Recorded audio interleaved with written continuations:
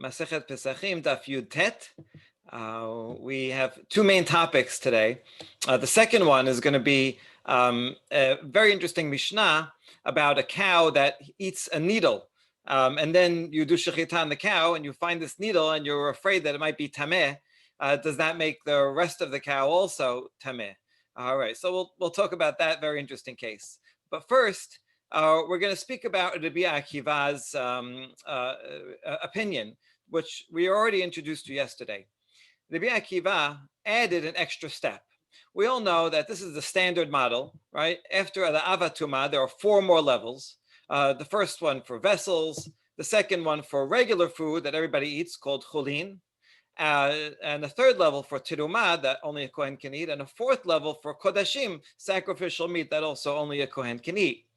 However, Rabbi Akiva extended number 2 down to 3. He said that even regular food, hulin, can become tameh with shelishi, which would mean that anyone who's eating even just regular food has to be extra careful that it didn't touch something that touched something that touched something. Okay, that was Rabbi Akiva. He learned that from the word yitma, yitameh. All right, now we had a statement that says that Rabbi Yose does not agree with Rabbi Akiva, and Rabbi Akiva does not agree with Rabbi Yose. That's what we're going to analyze right now and try to figure out what that means, that they don't agree with each other.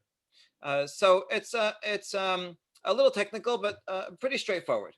So Amad leRav Asher leRav Kahana Bishlama Rabbi Yose la savar la ki Rabbi Akiva Tetanya Amad Rabbi Yose minayin lerevii bakodesh shehu pasul.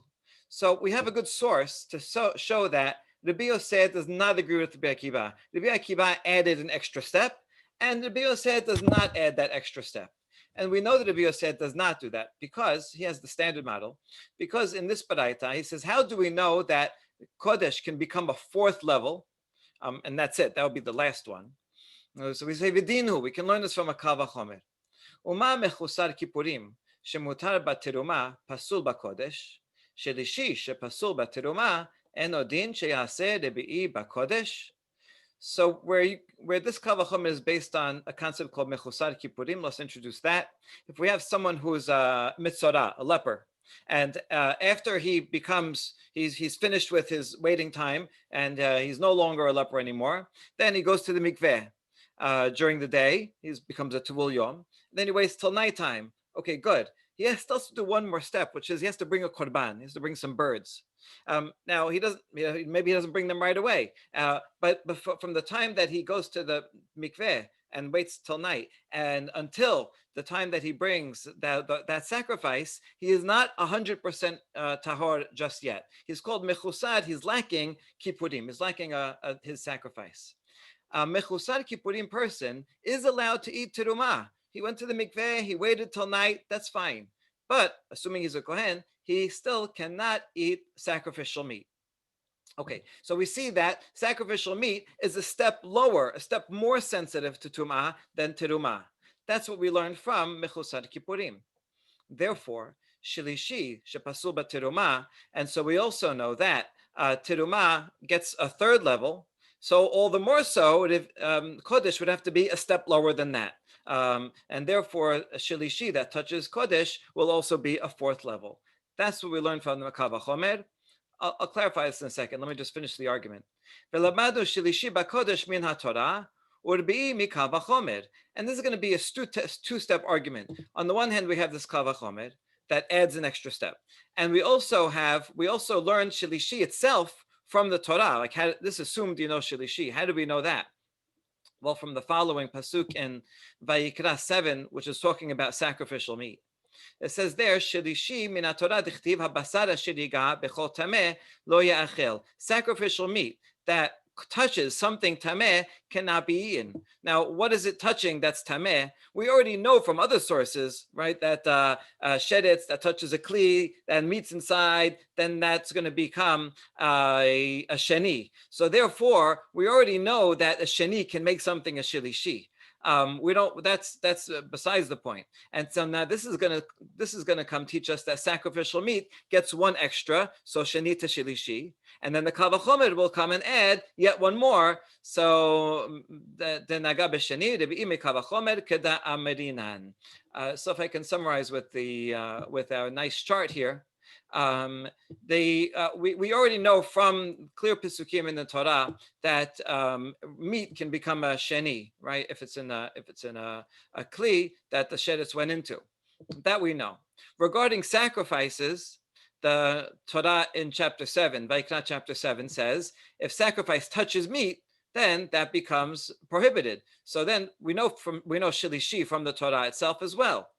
Now we have a kal vachomer. We have a parallel to that mechusar kippurim. He adds an extra level. Whatever terumah is, kodesh is one level lower because he can eat terumah, but he can't eat kodesh. Therefore, with that analogy, so too we have to add another level here. So this must be for terumah only. Kodeshim can go yet another level down, and that's revii.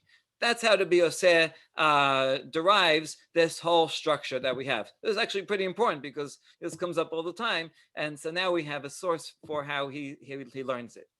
Okay, so what we see here clearly here is Rabbi Yose has this structure. And if he agreed with Rabbi Akiva adds another layer here, right? He thinks that based on another pasuk of Yitma Yitameh, that shelishi is in a hulin can become tameh. If so, then from the pasuk in Vayikra 7, he would add another level, and from the kavachomer he would add another level, and he would learn therefore that revii is for terumah, and kodesh can be even a hamishi. From the fact that the Yose doesn't say that, you see, it's clear that he does not agree with Rabbi Akiva at all. So that's the proof. This is Rabbi Yose, and he cannot possibly agree with Rabbi Akiva. That's what this says here. Let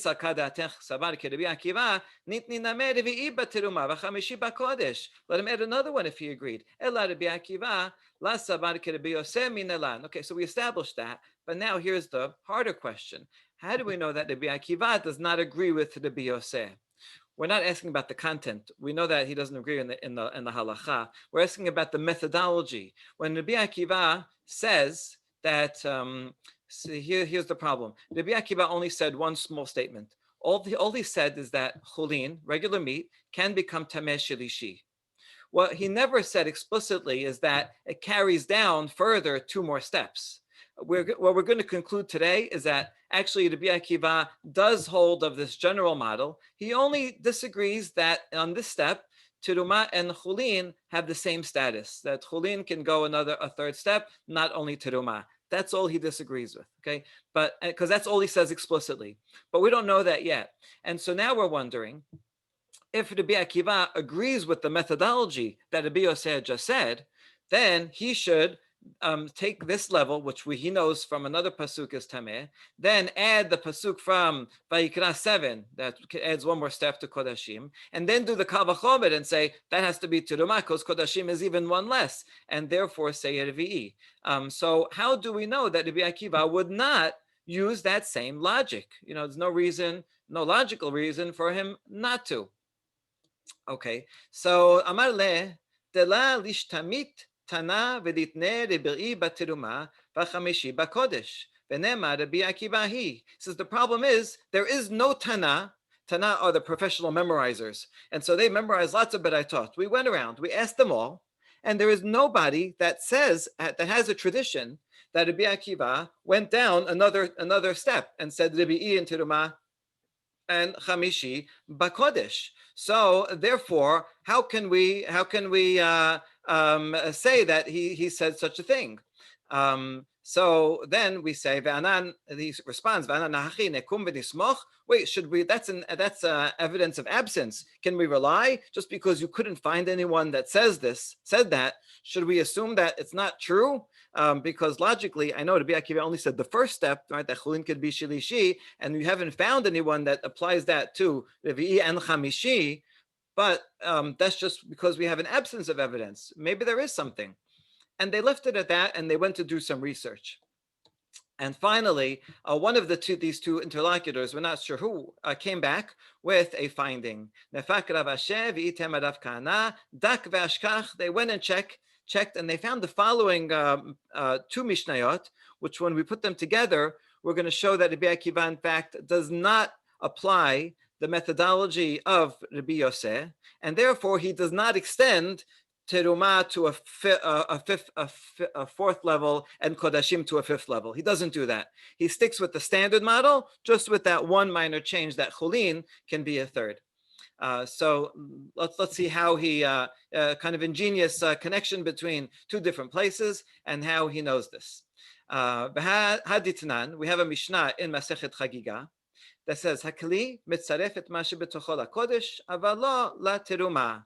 Revii kodesh pasul shelishi terumah. Mishnah says two things. The first one is not actually immediately relevant. It says that a bowl, anything that's in the bowl, is all joined together, so that if someone tameh touches one of the apples in the bowl, but not the other ones, since they're all together in the bowl, they all get the same status. Or if it has a lot of grains in it, and it touches a few of the grains, so then all of the grains are considered like one, and they all become tameh.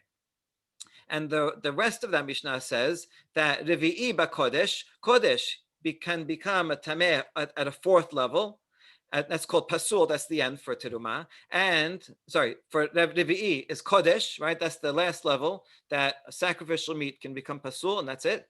And shelishi terumah, the terumah gets a third level, and that's it. That's the end of the line for that. So you see that this Mishnah holds by the standard model. When I say standard model, I feel like I keep quoting Niels Bohr, right? The standard. Okay, that's one Mishnah. Now, ואמר רבי יחיה בר אבא, אמר רבי יוחנן, מעדותו של רבי עקיבא נשנית משנה זו. Rabbi Yochanan said that Mishnah above regarding the bowl is actually derived from something that Rabbi Akiva said. In Eduyot, Me'eduto. Masechet Eduyot is very special because it's one of the earliest Masechtot where the Rav sages collected all of the testimonies, the old traditions that they had, and it doesn't go by topical order, but by the order of different sages. So we are learning this is from Masechet Eduyot, chapter 8. So we can learn this from there, where Rabbi Akiva says the following. הוסיף רבי עקיבא הסולת והקטורת והלבונה והגחלים, שאם נגע טבול יום במקצתן, pasal et kulan. Over there, he said that if I have like a fire pan, and in it I have incense and frankincense and coals, and they're all together. If at tevul yom, someone who's sheni l'tumah touches part of them, he just touches the coal. Not a good idea. All right, touches the incense, right? And it's in the pan. Everything in the pan becomes tameh. In other words, that's the bowl. That's the same as the bowl law, except just with a pan. And so Rabbi Yochanan says, oh, look, that's the same thing. So now what do we know? We know that Rabbi Akiva is the author of the halacha here in Masechet Eduyot. He must also be the author of this Mishnah in Masechet Chagiga, because that's his opinion. Now, this Mishnah ends with those words kulan. It doesn't say tell us anything about terumah and kodashim, but this Mishnah does. And so now that we established that the first half of this Mishnah is Rabbi Akiva, so too the second half must also be the opinion of Rabbi Akiva. And you see, Rabbi Akiva holds by the standard model, revii kodesh and shelishi terumah. Right, so revii hamishi la, and we can infer only revii. That's it, and not the fifth level for kodesh shelishi revii la, and so too terumah can become shelishi, but not revii. So there you go. There's no fifth level. There's no added level, and that's Rabbi Akiva. So now we've finally established that.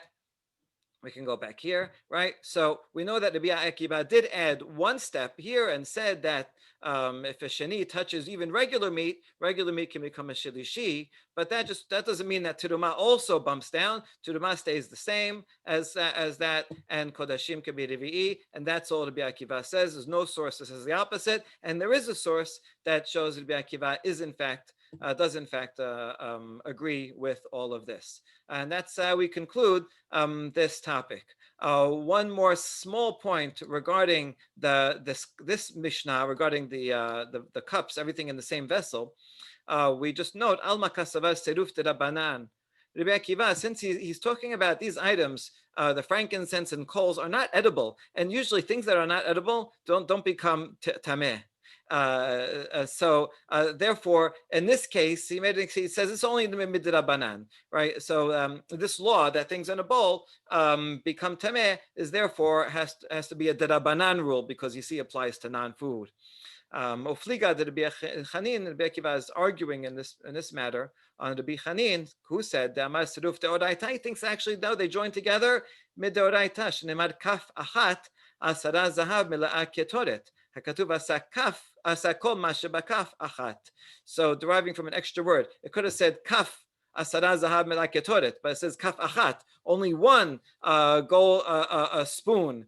So therefore, that one tells you that everything in the spoon is considered like one. Since he derives it from a pasuk, he must think that law is deoraita.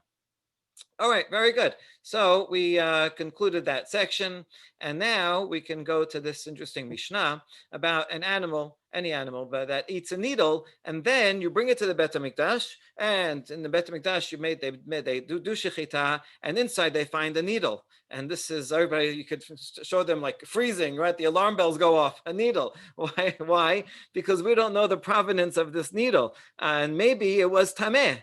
Once upon a time, anyway, and then this animal ate it. And since it could be tameh, it never became tahor, just because it ate it doesn't make it tahor. It didn't go into a mikveh or anything. And so now there's a tameh needle touching the sacrificial meat. And this could be a problem. All right, let's see what the halacha is in this case.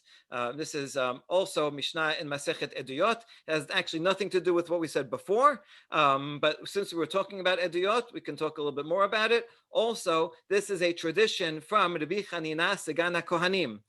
Okay, the Mishnah says, Al machat shenimset babasar, we find a needle in meat.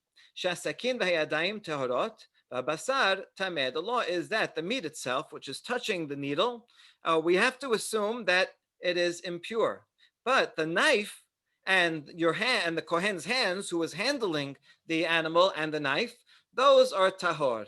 Yadayim, we're going to see a lot about that. From the Torah law, either your whole body is tameh or none of your body is tameh. It can't just be hands. But the rabbis came and made a gezerah early on, and they said that the hands can become tameh like a sheni. They wanted the kohanim to be extra careful that they're not going to go touching things and then touch terumah and make it tameh. So this is one of the reasons why we still today do netilat yadayim, right? The way to undo hand tumah, you don't have to go to the mikveh, you just do netilat yadayim.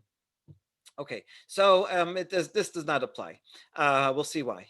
Mishnah continues and says, "Nimset ba'peresh hakol tahor." If the animal ate the needle and passed it through the other side, and you find the needle in the animal's dung, it's okay. Everything is tahor because while the animal is alive, it cannot become tameh. All right, a live animal, no matter what you do to it, it can carry a corpse. It's not going to become tameh, the animal itself.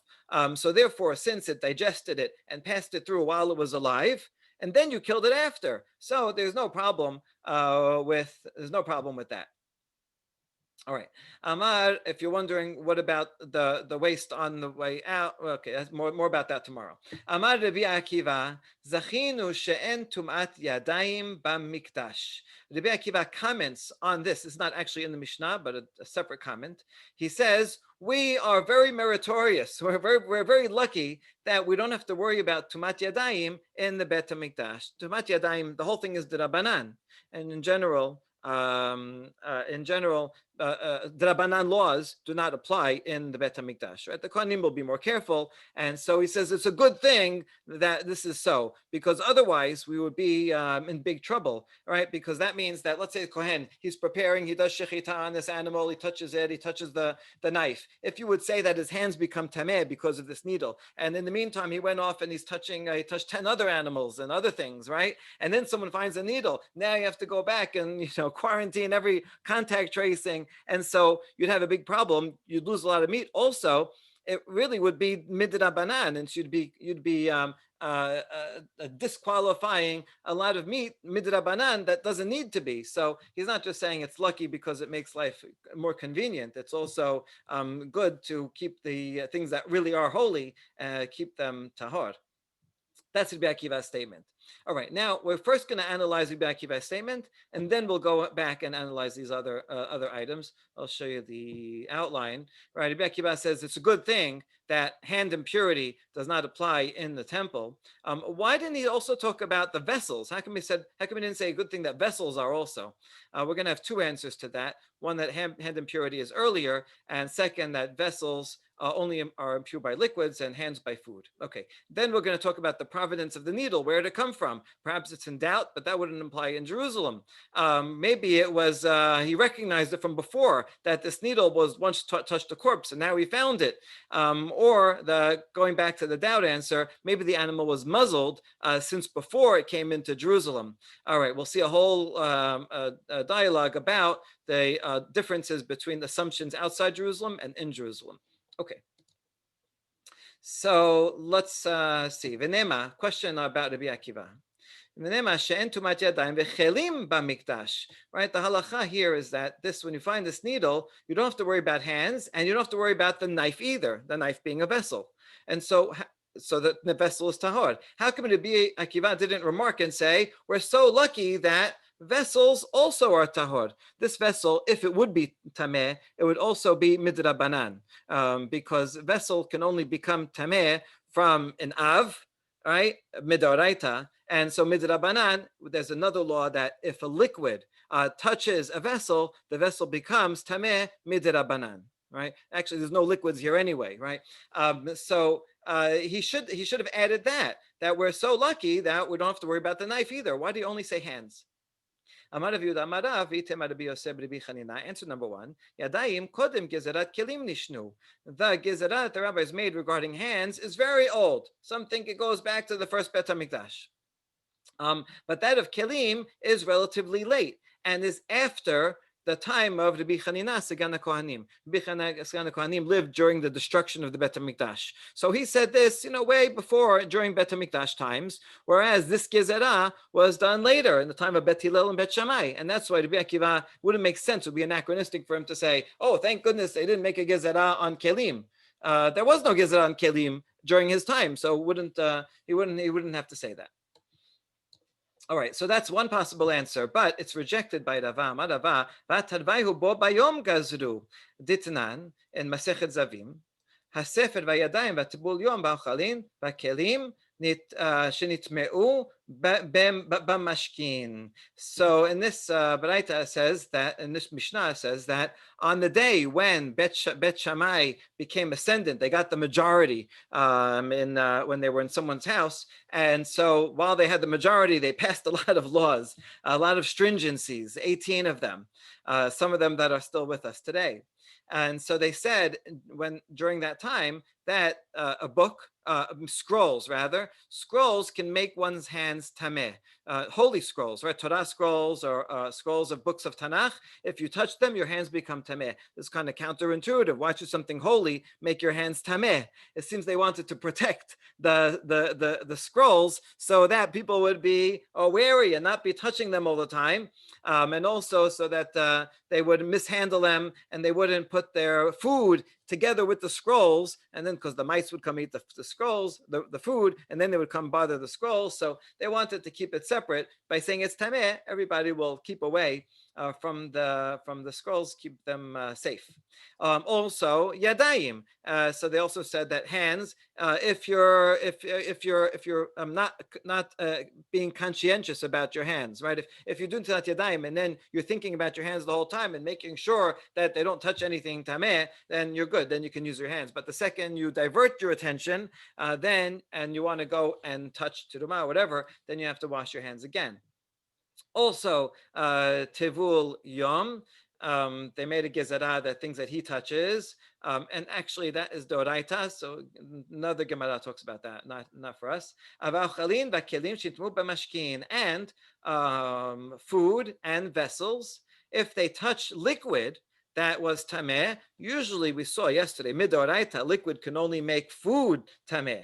But the rabbis came and added a gezerah, that liquid also. Why liquid also? There are some liquids that are asur midoraita, like the spit of a zav. That's a liquid, but it's an avatuma. And so other liquids also, they said, let's add those on and make sure that anything that touches touches a liquid that is tameh also becomes tameh. Okay, so you see Rabbi, that this. Yep. Rabbi, what's the difference between like in practicality between hand tuma and like tuma itself? Like if you trip over a dead body or touch a dead body, ultimately you're tameh both ways, right? Yeah, completely different levels. If you touch a dead body, you become avatuma. Your whole body becomes avatuma. So any deoraita law is your whole body is going to be. Even if you touch it with your hand, your whole body becomes tameh. This tumat yadayim midrabanan only applies to your hands, and is only a sheni. Only applies if you. It only applies to a sheni. Okay? So it would preclude the kohen from doing any work, but outside of that, because he can't use his hands. It just means that the kohen has to be very conscientious of what he touches while he's doing his work or while he's eating terumah. Exactly. Okay, it might even just be saving it from dirt. If a kohen touches, his body and is sweaty, and you don't want to put all that onto terumah or kodeshim. Okay. Ella amar Rava. So anyway, Rava's point is that this is not a good answer to say that the gezerah for why. The question is, why didn't Rabbi Akiva say, it's a good thing that we don't have to worry about tumat kelim? First, we tried to say because tumat kelim didn't exist yet. But it's not true. Kelim and yadayim came at the same time. So if he's saying, thank God we don't have to worry about Yadayim in the Bet HaMikdash, you sort of said that kelim as well. Ela Maravai has in the different answer. Hanach letumat sakin dafilu becholin nami la mitameh. You don't have to worry about it. You don't have to even mention the knife, because even if you did this whole scenario outside the Bet HaMikdash, you shechita and you found a needle in it, and outside the Bet HaMikdash, in other words, where the Rabbanan do apply, the Rabbanan impurity does apply. What could it possibly have touched? Obviously, the knife is touching the meat because you're doing shechita. And ochel metameh keli. Food does not make a kli tameh, not d'oraita, not Rabbanan. Maybe it touched the needle itself. But one vessel does not transfer tumat to another vessel, not d'oraita, not Rabbanan. So therefore, there is no possibility that this knife could have become tameh at all, and that's why Rabbi Akiva didn't have to say, "Oh, thank goodness that we don't have to worry about the vessel. You don't have to worry about that." In any case, but hands, however, do become tameh even from food. If your hands touch tameh food, then they do receive the next level of tum'ah. And so that's why he mentioned only hands. Okay, good. So now we solved Rabbi Akiva's question, the question about Rabbi Akiva. But now back to the needle itself. Hi mahat, my avidite. What is the provenance of this needle? Why are we suspecting that it's tameh? We just found it inside the animal. Inema sefek mahat. Maybe it's safek. We're just not sure. רבי אלעזר ורבי יוסי ורבי חנינא, אחד אמר לא גזרו על ספק הרוקין שבירושלים, ואחד אמר לא גזרו על ספק הכלים שבירושלים. So there's two Amoraim here. We don't know which one said which. It doesn't matter. One of them said we don't make a gezerah regarding doubtful spit in Jerusalem. Okay, so here this is very interesting. It kind of gets to what real life might have been like if you're living in the ancient world and you have to keep these laws of tuman tahara. If you're living outside Jerusalem, anywhere in the world, and you come upon some saliva on a chair, and a person touches it or something by mistake. Now, where does saliva come from? If it came from a zav, then anyone who touches it is going to become tameh. Now, if you don't know, you have to worry because there's a lot of tameh people out there. In fact, nowadays everybody's tameh at some level, and so we would have to worry. In Jerusalem, however, you don't have to worry because in Jerusalem, Bet HaMikdash is centered. There's always kohanim there. People in Jerusalem are careful to be tahor all the time, as much as possible. So since most people in Jerusalem are tahor, therefore, even if you find some spit, we can assume it came from someone who's tahor, and you don't have to worry about it. The same thing regarding vessels. If you find just some vessel, a basket outside Jerusalem, you have to assume that someone is tameh met, whatever, who touched it. Nowadays, anything that you find is going to become tameh. But in Jerusalem, they were careful. And so anything you find there should be fine. So now this is a question on the Mishnah, because now we found this thing, this needle, in the animal, and it's in Jerusalem. So therefore, we should assume that it's probably tahor. So now, why are you saying that it makes the flesh of the animal tameh? Okay, so it can't be that it's a doubt. It's a doubt. We're going to come back to this answer, but so first we're going to have a second answer. So the guy who brought this sacrifice, right? And they do shechita. They found a needle. He says, "Oh, that's where my needle went. I recognize that needle. This needle touched a dead body back, back home a few months ago, and I was wondering where it was. Maybe it was on a dead body. He took it and put it on the side to make sure to he's going to put it in the mikveh later, and then the cow ate it, and he didn't realize, and now you found it, thank you." So he recognizes it, and therefore that's why it's tameh, because he knows it's tameh. It's not a sefek, even though it's in Jerusalem. This rule only applies when you're not sure, but if you're sure, then it's definitely tameh. Could the needle have caused a blemish? That's another question. Yeah, if it goes down the wrong way, it could cause a hole, and so they would always obviously check the parts of the animal to make sure that there are no holes, scabs. Right. That's that true. was my initial. Right. We have to of course make sure that it was not a terefa. That would be a separate problem. Okay. Okay. Revii Yose b'Revii Abin Amar Kegon Shaita Parach Hasuma Ubam B'Chutz Yerushalayim. Now I'm going to go back to the first answer and say it was doubt.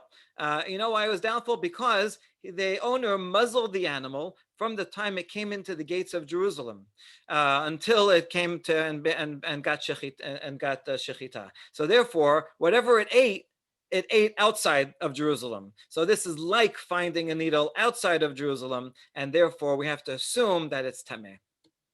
All right, but you have to say what that was the case. Maybe that was usual to muzzle it. I don't know.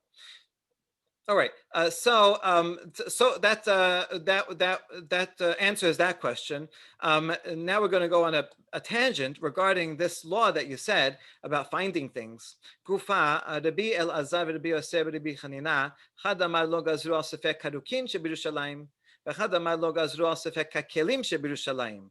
Rukin tanena. Kelim tenena. These two Amoraim who are teaching this halacha that if you find something of doubt that's either saliva or vessels in Jerusalem, you don't have to worry about it. What's their chidush? We already have mishnayot that teach us this very thing. So why would these Amoraim come and say, "Oh, I have a new teaching for you"? They're explicit mishnayot. Let's quote these two mishnayot. They're actually back to back in Masechet Shekalim 8:1 and 8:2. Rukin tanena.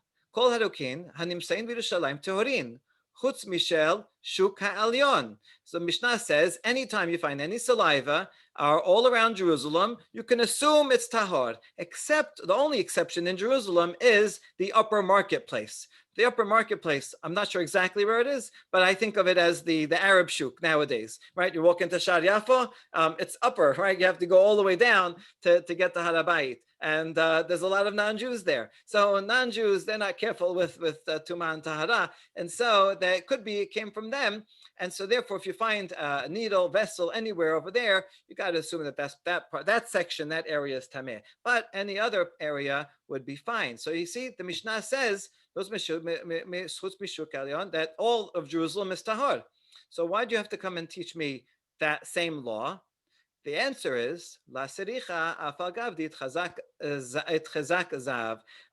So these Amoraim are coming to add another chidush. That let's say you're somewhere like near the kotel, and there everything you assume is fine, but you happen to know that a zav was here recently, right? Someone said, "Oh, that guy who's zav, he was sitting on this bench, earlier."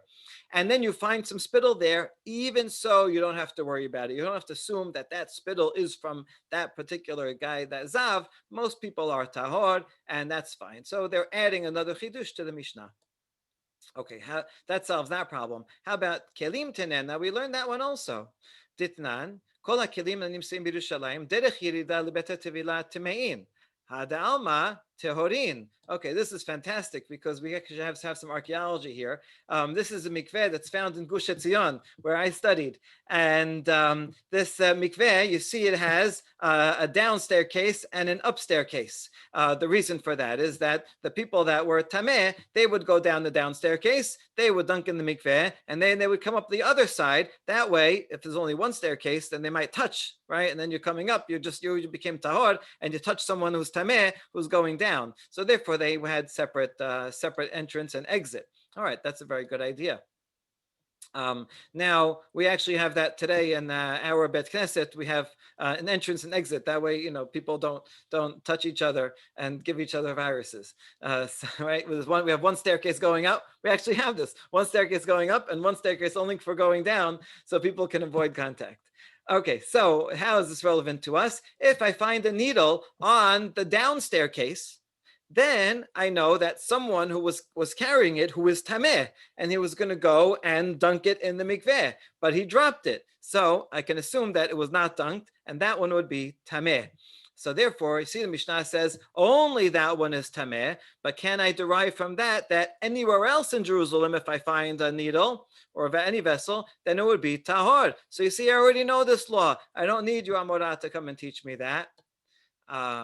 Okay, now not so simple. V'litamich emasefa derech aliyah tehorin hadalma temein. The rest, you didn't read the whole Mishnah. The second part of the Mishnah says, if you find it on the up staircase, then you can assume it's tahor. So if the Mishnah tells you that, what can we derive? Only over there you can assume it's tahor. Anywhere else in Jerusalem is tameh. So you see the Mishnah is really only talking about this, but it's inconclusive regarding anywhere else in Jerusalem.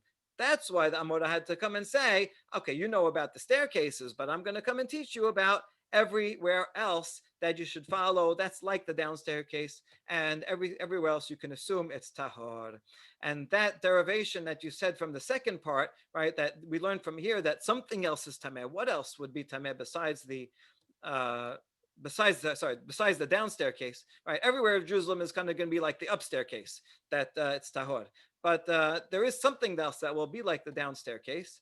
Elaresha davka v'sefa lav davka ulapuke gazyata. Right, the beginning that the down staircase is tameh, that's only the down staircase and not other places. And the second part, that up is tahor, that it means really any place. And this would exclude not really all places, but it would exclude side passageways. So if I had over here, there were other passageways, maybe a side door that goes to mikveh, or some side passage that someone's going on the way to mikveh, but it's not clear if they're going in or out. In such a case, if you find something, you know that this was dropped by someone, either going to or coming from, but you don't know which one. So you know for sure that it was tameh. That's why they're bringing it there, but you're not sure if they already dunked it or not. So you have for sure it's tameh, you're not sure if it's tahor. In that case, you have to be machmir and assume it's tameh. But only in that case. In the rest of Jerusalem, that's what the Amorah is coming to teach us. It's all good. Okay, fantastic. Now, last point. Ulerav da'amar kegon shavda lo macha tameh met vikira babasar. כיוון דאמר מור בחלל חרב, חרב עליה הוא כחלל, אדם וכלים נמה לטמא. Back to the previous answer. We were wondering, was the provenance of this needle? And we rejected the doubt case. And Rav said, oh, it's coming from a needle that you knew was tameh met. And you recognize, oh, I was looking for that needle. Thank you for finding it for me. Now, if a needle is tameh met, Do you remember we learned the law that regarding metal vessels, if they touch an ava tumah, they replicate. They become an ava tumah themselves. They don't go down a level. And so in that case, right, if you recognize it, then this needle will itself be an ava tumah. Ava tumah makes everything tameh, people and vessels. And now you're going to have a big problem because now the knife, right, if it touches it, it will become tameh. And so too the for sure the flesh, and so too the kohen. Not only his hands, his whole self, his whole body will become tameh. So you see, we have a problem. He made this, too strong. To answer this, okay, we can actually derive from the fact that we don't say, that everything is tameh, the knife and the purse and the hands, that therefore must be that we consider the azara, although it's the courtyard and not everyone can go there, only kohanim, we consider that like a reshut harabim. ספק טומאה ברשות רבים, וכל ספק טומאה ברשות רבים, ספקו טהור. Here's a general rule we saw a couple of other times, that let's say there's a dead rat in the middle of the street, and I'm not sure, did I touch it when I was walking by or not? If you're in a public thoroughfare, you can assume that it's fine. If you're in a private domain, then you have to assume that you did touch it, right? Because a private domain, you can have more control. Public thoroughfare, it's too much going on. It's impossible to have control. So therefore, in this case, it's true, we have this needle that we recognize as an avatumah, but we're still not sure, did I touch the needle myself, the kohen? Did the knife touch the needle? That we're not sure about. And since we say it's that these are not okay midoraita, and even drabanan, well, drabanan because drabanan doesn't apply, but they're even okay deoraita, it must be that we consider the area of the Bet HaMikdash like a public thoroughfare, and so therefore, when in doubt, we assume that no one touched it. All right. Now that's what Rav Ashi says. Therefore, we assume that it's like a public thoroughfare. Hold on, we ask. Even if it was a private domain, we would still have a problem. So you're saying if it was a private domain, then you would assume that someone touched the needle? Mikedi. היי מחת דבר שאין בו דעת להישאל הוא, וכל דבר שאין בו דעת להישאל, בין ברשות הרבים, בין ברשות היחיד, ספקו טהור. This whole law that a person who's not sure if he's tameh or not is okay in the Reshut Harabim, but not in the Reshut HaYachid, only applies to a person, because you can ask him, what do you think? Were you there? Were you not there? But an item that you can't ask, an inanimate item, you have to assume is tahor, because it's not going to move around and touch things. So therefore, even if it was a Reshut HaYachid, it should be fine. And so you can't derive that this would be like a Reshut Harabim. No, we answer that. Mishum dehave safek tumah haba'a bidei adam. V'amar Rabbi Yochanan safek tumah haba'a bidei adam nishalin aleha. This is specifically regarding the knife. The knife is an inanimate object. However, the knife is being wielded by a person. And so therefore, if it's a doubt of tum'ah that is in the hands of a person, then it really does depend. You can ask the person, where it was. And Rabbi Yochanan said about that any time there's a doubt, but it's in the hands of a person, then nishalin aleha, we go and we consult with the sage. Well, what do you think about this case?